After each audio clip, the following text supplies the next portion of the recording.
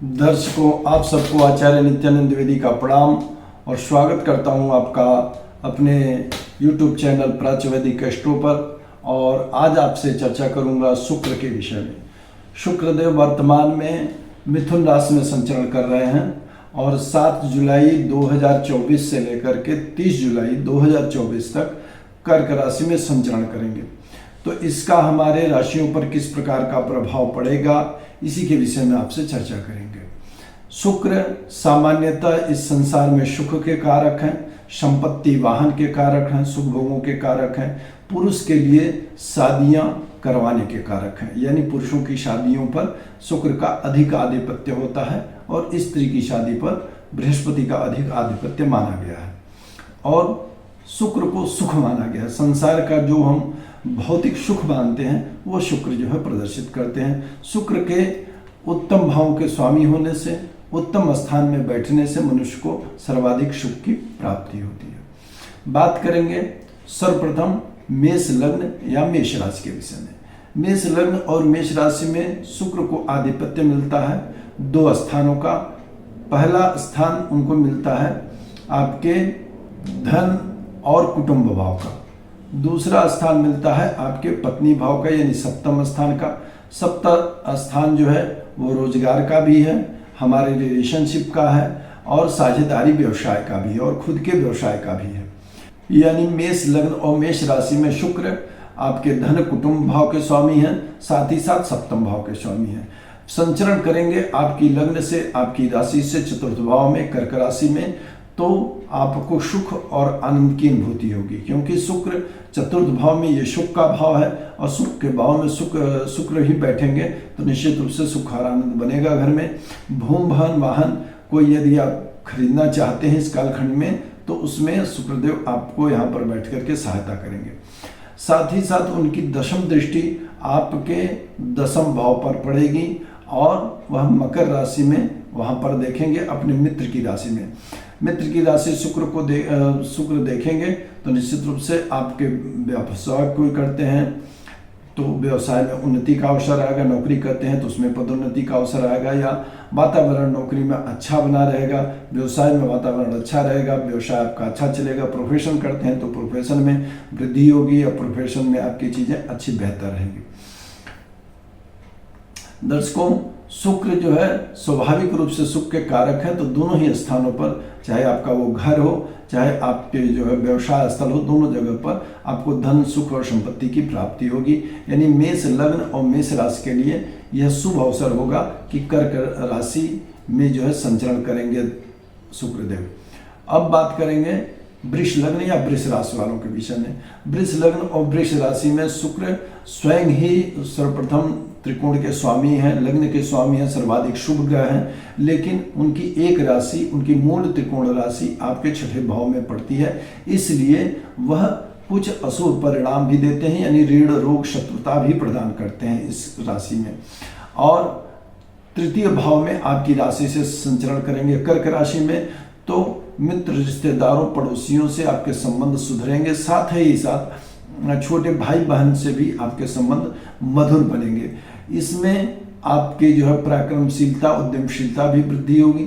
साथ ही साथ इन कारणों से आपके भाग्य में भी वृद्धि होगी, क्योंकि नवम भाव को देखेंगे तो निश्चित रूप से भाग्य जागृत रहेगा। आसानी से कर्मों को करके आप सफलताएं प्राप्त करेंगे, तीर्थ यात्राएं कर सकते हैं। और इन दोनों जगहों पर यानी कि तृतीय भाव में और इनके संबंधियों में, यानी कि छोटे भाई बहन रिश्तेदार पड़ोसी मित्र और साथ ही नवम भाव जैसे पिता, इन सब स्थानों में थोड़े से आपको अवरोध या लोगों से मनमुटाव का भी सामना करना पड़ेगा। साथ ही साथ उनसे प्रेम भी बनेगा, यानी कुछ ये विरोधाभास की स्थिति रहती है जब कोई ग्रह एक शुभ और एक अशुभ भाव का स्वामी हो जाता है, तो दोनों चीजें एक साथ हमें देखने को मिलती है। तो वृष लग्न के लिए सामान्यतः यूं शुभ परिणाम देंगे, क्योंकि त्रिकोण का स्वामी हमेशा सदा और शुभ परिणाम देता है। यह अवश्य है कि उनकी जो दूसरी राशि है छठे भाव के स्वामी होने के कारण कुछ अवरोध आपको देखने को मिलेंगे वृष लग्न और वृष राशि वालों को। बात करेंगे मिथुन लग्न और मिथुन राशि के विषय में। तो मिथुन लग्न और मिथुन राशि में शुक्र एक कारक ग्रह माना गया है इनको, क्योंकि इनके पास आधिपत्य होता है आपके पंचम भाव का और साथ ही आपके व्यय भाव का। पंचम भाव यानी त्रिकोण के स्वामी होने के कारण यहाँ भी शुभ माने जाते हैं और संचरण करेंगे आपके द्वितीय भाव में। तो धन कोष की वृद्धि करेंगे, धन में वृद्धि का योग बनेगा, साथ साथ खर्चे का भी, क्योंकि व्यय भाव का स्वामी है तो खर्चों का भी योग बनेगा, लेकिन सुख भोग बढ़ेगा, धन की आमदनी की भी वृद्धि होगी। पंचम भाव ज्ञान बुद्धि विद्या में भी जो है वृद्धि रहेगी, साथ ही साथ धन कुटुंब में अच्छे उत्सव का वातावरण रहेगा। कुछ शुभ कार्य मांगलिक कार्य भी धन कुटुंब स्थान में हो सकते हैं, यानी बड़े परिवार में समूह में हो सकता है। और साथ ही साथ आपके आयु भाव को देखेंगे तो आयु भी अच्छी रहेंगे, यानी आपकी एनर्जी लेवल अच्छा रहेगा, पुरातत्विक शक्ति का लाभ आपको मिलेगा और साथ ही साथ अचानक से भी कुछ धन लाभ होने की संभावना यहाँ पर बैठ करके शुक्र बनाएंगे। और अब बात करते हैं कर्क लग्न और कर्क राशि के विषय में। कर्क लग्न और कर्क राशि के लिए शुक्र जो है दो स्थानों के स्वामी होते हैं। एक तो पहला उनका स्थान होता है लाभ स्थान, एकादशेश है, और साथ ही साथ चतुर्थेश यानी चतुर्थ भाव के स्वामी है और लाभ स्थान। दोनों भाव अच्छा है, लेकिन एकादश भाव त्रिषुधाय भाव का अंतर्गत आने के कारण यह भाव बाधक माना जाता है चर राशियों के लिए, यानी कर्क राशि चर राशि है तो इस राशि इस लग्न के लिए शुक्र बाधक ग्रह माने गए हैं। और लेकिन निश्चित रूप से आपकी इच्छा पूर्ति करने वाले हैं, भूमि भवन वाहन का सुख देने वाले हैं, मातृ सुख देने वाले हैं, सभी प्रकार के सुख और भोगों के कारक हैं। चौथे के कारक होने सुख के अधिपति होकर के लग्न में ही विराजमान रहेंगे, तो निश्चित रूप से आपको इस अवधि में यदि आप प्रयत्नशील थे किसी भूमि भवन वाहन को प्राप्त करने के लिए, तो आपको इस अवधि में 7 जुलाई 2024 से लेकर के और 30 जुलाई 2024 के मध्य में इसमें आपको सफलताएं मिलेंगी। साथ ही साथ आप यदि कोई इच्छा पूर्ति भी आपकी बड़ी हो सकती है, यानी कोई इच्छा पूर्ति का साधन भी, कोई ऐसी चीज जो आकांक्षा काफी दिनों से थी आपकी पूरी हो सकती है, शुक्रदेव आपको यहाँ कृपा करेंगे। साथ ही साथ सप्तम भाव पर उनकी दृष्टि पड़ेगी तो शुभ ग्रह है, शुभ दृष्टि देंगे, तो यहाँ पर जो है पत्नी से संबंधों में कुछ मधुरता आ जाएगी और साथ ही साथ रिलेशनशिप अच्छा होगा, रोजगार व्यवसाय अच्छा चलेगा, साझेदारी पार्टनरशिप आपकी अच्छी होगी। तो यानी कि लगभग कर्क लग्न और कर्क राशि में बैठ करके शुक्रदेव बहुत ही शुभ और उत्तम परिणामों को प्रदान कर रहे हैं। अब बात करेंगे सिंह लग्न और सिंह राशि के विषय में।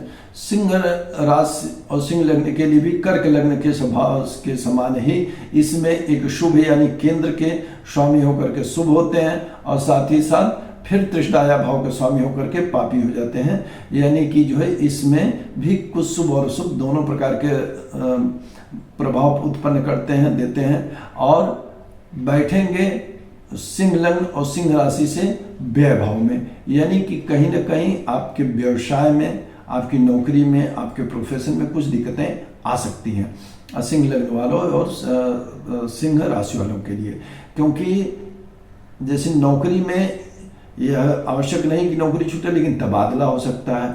नौकरी प्राइवेट नौकरी कर रहे हैं तो जॉब चेंज की स्थिति आ सकती है। प्रोफेशन कर रहे हैं तो उसमें कुछ बाहर जाना पड़ सकता है किसी किन्हीं कार्यों के लिए। हाँ, विदेश यदि जाना चाहते हैं, बाहर जाना चाहते हैं, विदेश से संबंधित कुछ कार्य करना चाहते हैं या पहले से ही विदेश से संबंधित कोई कार्य कर रहे हैं, तो ऐसी स्थिति में ये गोल्डन अवसर रहेगा, आपके लिए अधिक लाभ आएगा, अधिक संभावनाएं शुक्र यहाँ पर उत्पन्न करेंगे, क्योंकि विदेश भाव में बैठे हैं। शुक्र जैसे शुभ ग्रह यदि 12वें भाव में होता है तो उत्तम फल प्रदान करता है। ऐसे भी शुक्र यहाँ उच्च के माने जाते हैं। 12वें भाव में शुक्र का अच्छा रिजल्ट मिलता है, अच्छे परिणाम देखने को मिलते हैं। तो विदेश से यदि पहले से कोई लिंक, आपका व्यवसाय है, आपकी नौकरी है, किसी मल्टीनेशनल कंपनी में काम करते हैं, फॉरेन में काम करते हैं, फॉर एक्सचेंज एक्सपोर्ट इंपोर्ट से आपका बिजनेस जुड़ा हुआ, तो इन सब चीज़ों में आपको लाभ मिलेगा। और साथ ही साथ सप्तम दृष्टि शुक्र की पड़ रही है आपके ऋण रोग शत्रु भाव पर, मित्र शनि की राशि में, तो ऋण रोग शत्रुओं को शमन रखेंगे और आपको सुख और आनंद देते रहेंगे, लेकिन कुछ खर्चों की अधिकता अवश्य बनाए रखेंगे। तो सिंह लग्न और सिंह राशि वालों के लिए भी यह अवसर सामान्यतया अनुकूल माना जाएगा और जो लोग विदेश में हों उनके लिए यह विशेष रूप से शुभ समय रहेगा। बात कर लेते हैं कन्या लग्न और कन्या राशि के विषय में। कन्या लग्न और कन्या राशि में शुक्र सर्वाधिक कारक ग्रह होते हैं, क्योंकि वे द्वितीय भाव के और भाग्य भाव के कारक होते हैं। भाग्येश होने से सर्वाधिक शुभ हो जाते हैं, और द्वितीय भाव का जो स्वामी होता है उसे हमेशा ऐसा माना जाता है कि वो अपने दूसरे स्थान का भी, यदि कोई ग्रह स्वामी हो तो उस स्थान का फल देता है। यानी द्वितीय भाव के स्वामी होने के कारण जो फल देंगे वो भाग्येश का देंगे, तो शुभता द्वितीय भाव में भी आ जाती है।